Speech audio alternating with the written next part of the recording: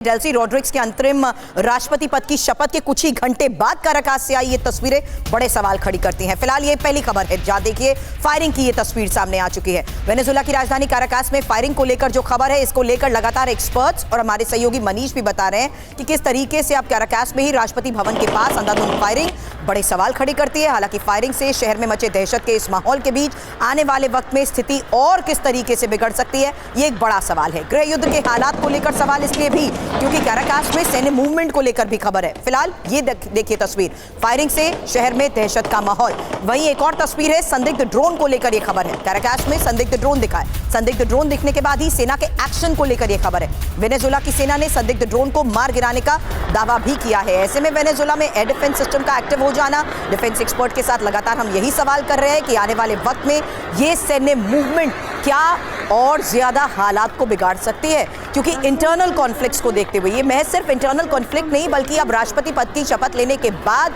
क्या अब विरोध हो रहा है। हालांकि अमेरिका का बयान भी सामने आया है। इस बीच काराकास में बड़ी संख्या में सुरक्षा बलों की तैनाती को लेकर भी खबर है। काराकास में ही विमान दिखने के बाद हड़कंप कैसे मचा, ये एक और खबर है। वेनेजुएला की एयरफोर्स ने मोर्चा संभाल लिया। वेनेजुएला के विमान ने संदिग्ध विमान का पीछा भी किया और वेनेजुएला एयरफोर्स के एक्शन के बाद संदिग्ध विमान लौट गया। इस वक्त के हालात के बारे में मनीष ने हमें जानकारी दी। दत्ता सर और श्याम कुमार सर जो कि डिफेंस एक्सपर्ट के तौर पर हमारे साथ जुड़े हुए, उनसे हमने बड़े सवाल किए। ऐसे में कई बड़े सवाल और, क्योंकि इस फायरिंग पर सवाल ये कि काराकास में फायरिंग के पीछे कौन है। हालांकि क्या सेना ने विद्रोह कर दिया, इसी को लेकर हमने एक्सपर्ट से सवाल किया। अब डेल्सी के तख्ता पलट की क्या ये एक बहुत बड़ी कोशिश है, ये एक और बड़ा सवाल है। लेकिन मनीष, एक सवाल, इस सवाल पर आपसे जवाब चाहूंगी, क्या बोलिवेरियन मलेशिया ने मोर्चा खोल दिया है? सवाल ये भी कि क्या अमेरिका समर्थित ग्रुप ने फायरिंग की है, क्या मदुरो के समर्थकों ने गोलियां चलाई हैं और क्या फायरिंग के पीछे लुटेरों का भी कोई समूह है? मनीष, इस बात का अंदेशा बार बार जता रहे हैं कि इस मौके का फायदा उठाने की भी कोशिश हो सकती है। क्या डेल्सी की शपथ से नाराज लोगों ने गोलियां चलाई? ये बड़े सवाल खड़े होते हैं। ऐसे में फिलहाल इस खबर पर दीजिए जवाब मनीष कि क्या वाकई अब बोलिवेरियन मलेशिया ने मोर्चा खोल दिया? बहुत हद तक इसकी संभावना है कि मिलिशिया यहाँ पर एक्टिव हो गई है, या फिर डेल्सी रॉड्रिग्स को हटाने के लिए आप कह सकते हैं कि मिलिट्री का एक ग्रुप यहाँ पर एक्टिव हो गया। तभी यहाँ काउंटर फायरिंग की जा रही है, एंटी एयरक्राफ्ट गन का इस्तेमाल किया जा रहा है ड्रोन को इंटरसेप्ट करने के लिए या उसे डिस्ट्रॉय करने के लिए। लेकिन मेरी चिंता दूसरी है। मुझे लगता है कि यहाँ तीन स्थिति बनती हुई मुझे दिख रही है। हो सकता है कि कार्यवाहक राष्ट्रपति डेल्सी रॉड्रिग्स मारी जा सकती हैं अगर ये हालात बनती रही, इस तरह की अराजकता की स्थिति बनी तो।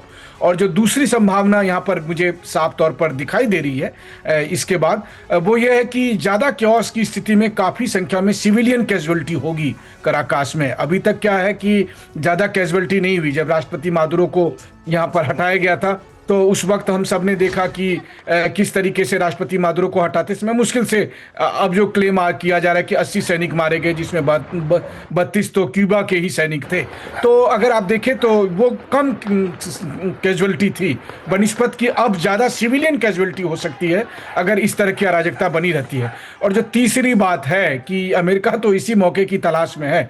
देखिए, राष्ट्रपति मादुरो के हटाने के बाद पूरी दुनिया से अमेरिका के खिलाफ क्रिटिसिज्म हो रहा है, लेकिन जितना ज़्यादा क्योस होगा, जितना ज़्यादा वहाँ पर अराजकता की स्थिति बनी रहेगी, ट्रंप बड़े चौड़े होकर दुनिया भर में कहेंगे देखो अब वहाँ पर ये हालत हो गई है, इसीलिए हम वहाँ पर राज करना चाहते हैं।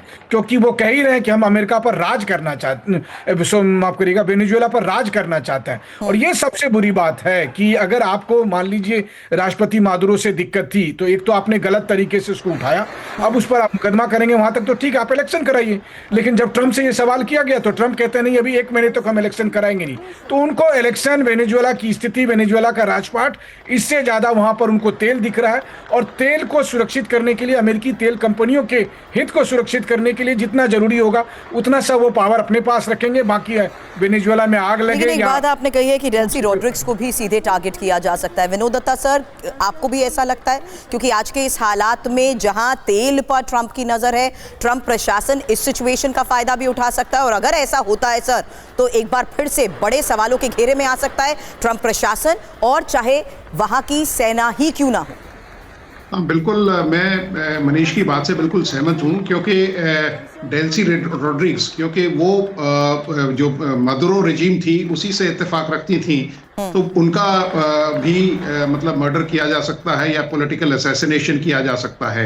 ये जो मिलिशिया जो एक्टिव हो रखी है, इसमें भी अमेरिका का हाथ है, क्योंकि अमेरिका ये चाहेगा कि वहाँ जो अराजकता की स्थिति है वो बनी रहे।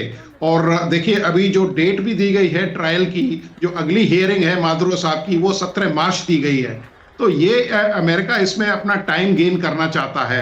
अमेरिका विश्व को ये साबित करना चाहेगा कि साहब देखिए कितने हालात वहाँ खराब हैं, लोग वहाँ क्यों मादुरो की जो सरकार थी उससे कैसे त्रस्त थे, और जो उनके जो विपक्षी दल हैं उनको वो थोड़ा सा हवा देना चाहेंगे।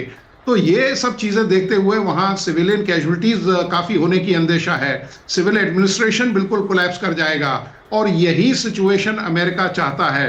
फिर अमेरिका अपनी इंटरवेंशन से वहाँ कहेगा कि साहब हम वहाँ की जो अंदरूनी हालात हैं उनको मतलब कंट्रोल करना चाहते हैं, हम वहाँ की जो खाना जंगी जो सिविल वार हो रही है उसको रोकना चाहते हैं।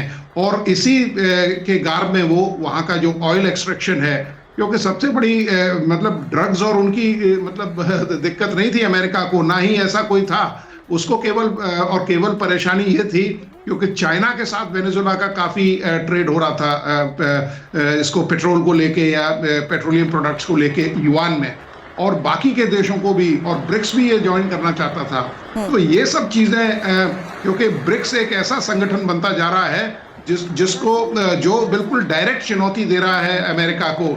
आप ये देखिए जिस तरह से अमेरिका ने रशिया के $300 बिलियन को फ्रीज कर रखा है, जो ब्रिक्स की नई बैंक बनाई है, न्यू डेवलपमेंट बैंक, वहां से काफी सस्ता लोन लोगों को मिल रहा है। तो ब्रिक्स एक ऐसा ऑर्गेनाइजेशन है जो एक काफी स्ट्रेंथ और सब्सटेंस के साथ उभर के आ रहा है, जो ट्रंप के गले से नहीं उतर रहा है। लेकिन एक सवाल इस लिहाज से कर रही हूं श्याम कुमार सर, ऐसे में क्या आप ये मानते हैं कि ये अब शुरुआत हो चुकी है जहां आप राष्ट्रपति भवन से घेराव करने की कोशिश कर रहे हैं? क्या ऐसे में हम ये एक्सपेक्ट कर सकते हैं कि कहीं ना कहीं सैन्य एक्शन को देखते हुए ये घेराव हो रहा है? जो खबर आई उस हिसाब से एक ड्रोन का एक कहते हैं लोकलाइज्ड अटैक मान सकते हैं आप राष्ट्रपति भवन के सामने, जिसके काउंटर अटैक किया गया उसके ऊपर, और साथ ये घटना 5 मिनट तक चली, और उसके बाद मूवमेंट सेना की राष्ट्रपति के भवन के चारों तरफ दिखाई पड़ी है। सो बस ये इतनी घटना, और ये घटना अगर हम स्पेशल फोर्सेज अटैक की बात करें, एयरक्राफ्ट अटैक, सैनिटाइजेशन करना और उसके बाद स्पेशल फोर्सेज का जो मादुरो को इवैक्यूएट करना, वो एक बड़ी घटना थी जिसमें काफी देर तक फायरिंग सुबह हुई थी शनिवार को। उस तरह की घटना नहीं है, लेकिन हाँ जो परिप्रेक्ष्य है, जो घटनाएं लगातार बदल रही हैं, उसमें मिलिशिया का इसमें अपना हाथ होना, और साथ में बाहर से नियंत्रण पूरी तरह से कोस्टल एरियाज को पूरी तरह से डिफेंसिव पोस्चर में रखना, ट्रंप की वार्निंग पूरे विश्व को कि कोई भी इसमें दूसरा देश आने की जरूरत नहीं है, हम वहां पे राज करेंगे, और सब मकसद जानते हैं कि वो क्यों राज करना चाहते हैं। तो यूनाइटेड नेशन के चार्टर के बियॉन्ड जाके उन्होंने एक हॉट परस्यूट के आड़ में ये किया कि उनको ड्रग माफिया का प्रॉब्लम था, तो उन्होंने हॉट परस्यूट किया और वहां पे जाके उस जगह कर्व करने की कोशिश की, उस विनाश को कर्व करने के लिए मादुरो को हटाना था। ये उन्होंने विश्व पे अपना पटल पे अपना परिप्रेक्ष्य, अपना जो रेफरेंस दिया है लोगों को कि मैं ऐसा क्यों कर रहा हूं, ऐसा वो कह रहे हैं। और आप जानते हैं रूस और चाइना का विरोध, आप जान रहे हैं बेलारूस का विरोध, आप जान रहे हैं ईरान का विरोध, तो दूसरे लोग यूनाइटेड नेशन की जो मीटिंग चल रही है, रशिया प्रेसिडेंट ने यूनाइटेड सिक्योरिटी काउंसिल की भी मीटिंग बुलाई है। तो ये जो हो रहा है ये हम समझ रहे हैं, लेकिन जो घटना अंदर की है वो यस टर्माइल अगर हुआ तो अमेरिका के फेवर में होगा। वो कोशिश करेगा वहां जाके अपनी पकड़ बनाना और उस देश को कंट्रोल में रखना, इसी आड़ में कि वहां पे अभी टर्माइल हो गया है, वहां पे राजनीतिक अस्थिरता बन गई है। इसी सिनेरियो को मनीष अब एक और लेवल अप करते हुए इवैल्यूएट करते हैं। मेरा सवाल व्लादिमीर पेद्रिनो लोपेज को लेकर है। ऐसे में रूस और चीन का समर्थन जिस तरीके से इन्हें हासिल है, इस हालात में क्या उस सिचुएशन का ही फायदा उठाने की कोशिश होगी मनीष? देखिए, इसमें कोई दो राय नहीं कि इस वक्त जो स्थिति है वो अगर आप देखें तो इंटरनेशनल रिलेशन में एक नए किस्म का गोलबंदी हो सकती है अमेरिका के खिलाफ। और इस बार रूस और चीन की स्ट्रेटेजी होगी कि बजाय वो सामने आए, वो छोटे छोटे देशों को, खास करके जो लैटिन अमेरिकन देश हैं या फिर सेंट्रल अमेरिकन देश हैं उनको आगे करे और ये बताने की कोशिश करे कि देखिए यही अमेरिका का असली चेहरा है। वो रिजीम चेंज से लेकर जबरदस्ती सत्ता पलट करने में इन्वॉल्व रहते हैं, इसलिए हम सबको एकजुट होने की जरूरत है। ठीक वैसा ही जैसे एक समय में यूक्रेन को आगे करके अमेरिका और बाकी यूरोपीय देशों ने रूस के खिलाफ लड़ाई लड़ी थी, इस वक्त वो छोटे छोटे अमेरिकी देशों को अमेरिका के खिलाफ एकजुट करने की कोशिश करेंगे। आप ये मत सोचिए कि रूस और चीन कभी डायरेक्ट जाकर अमेरिका से भी लड़ेंगे, बल्कि इन देशों को आगे बढ़ाएंगे और इन देशों के नाम पर वैश्विक राजनीति को अपने नियंत्रण में रखने की कोशिश करेंगे। और जाहिर है कि ट्रंप ने ये मौका उनको दे भी दिया है, क्योंकि बात केवल राष्ट्रपति मादुरो तक है नहीं। पहली गलती तो उन्होंने ये कहकर कर दी कि अमेरिका वेनेजुएला पर राज करना चाहता है, और फिर उसके बाद लगे हाथ जो उन्होंने आधे दर्जन से अधिक देशों को धमकी दे दी कि अब तुम्हारा नंबर है, फिर चाहे वो क्यूबा हो, मेक्सिको हो, कोलंबिया हो, या फिर वेनेजुएला पर दोबारा एक्शन की बात थी, या ईरान जैसे कंट्री हैं।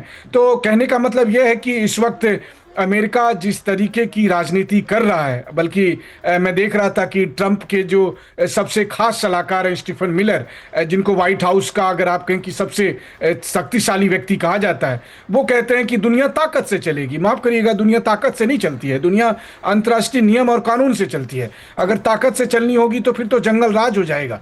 तो बात यह थी कि अमेरिका भी ये सब कुछ करता था तो कम से कम उसमें थोड़ी शर्म थी, हया थी, लेकिन अब राष्ट्रपति मादुरो को जिस तरह उन्होंने जबरदस्ती हटाया, उससे वो साफ तौर पर दिखाने की कोशिश में है कि अमेरिका अपनी हेजीमनी को बचाने के लिए, अपने वर्चस्व को बचाने के लिए इस बार खुलकर अपनी ताकत का बेजा इस्तेमाल कर रहा है। ऐसा नहीं है कि इन चीजों पर रोक नहीं लगेगी, बिल्कुल रोक लगेगी। इतिहास बताता है कि जिस भी देश या जिस भी देश का राष्ट्रपति ऐसी मनमानी हरकत करता है उसे फिर किस तरह इनकी सजा मिली है, फिर चाहे वो हिटलर हो, मुसोलिनी हो, या दुनिया में ऐसे बहुत से नेता हैं। तो ट्रंप के लिए भी आने वाले दिनों में राजनीति इतनी आसान नहीं होगी, भले ही अभी वो मादुरो को उठाकर चले गए हैं। मुझे लगता है कि अगर यही हरकत रही तो साल भर के भीतर आप देखेंगे ट्रंप खुद भी महाभियोग के शिकार हो जाएंगे।